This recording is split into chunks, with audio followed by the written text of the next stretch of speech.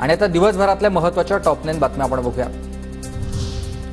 2012ला मुंडे साहेबांनी आम्हाला राजकारणात आणलंय। 2019 मध्ये भाजपनं उमेदवारी नाकारली, पण लोकांना नाकारलं नाही। येणाऱ्या काळातही भाजपकडून दावेदारी आहे।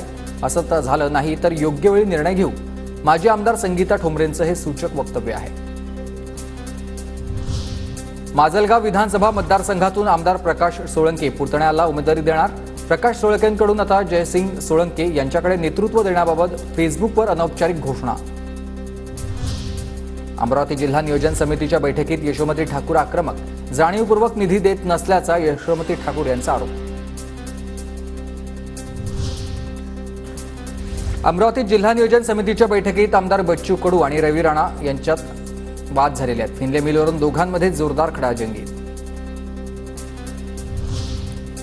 युनेस्कोच्या जागतिक वारसा यादीत 12 किल्ल्यांचा समावेश होणार। प्रतिनिधी ऑक्टोबरमध्ये किल्ल्यांची पाहणी करणार। सुधीर मुनगंटीवार यांची माहिती। धुळ्यात भाजपच्या अधिवेशनात रक्षा खडसे येण्यापूर्वी स्थानिक पदाधिकाऱ्यांमध्ये राडा। स्थानिक नेत्यांना आक्षेपार्ह विधान केल्यानं गोंधळ झाला। देवळालीच्या आमदार सरोजा हिरेंना दशक्रिया विधीसाठी पाण्यातून वाट काढावी लागली। मतदारसंघातील गराडी नाल्याचा पूल पाण्याखाली गेल्यानं आमदारांचा ट्रॅक्टरनं प्रवास।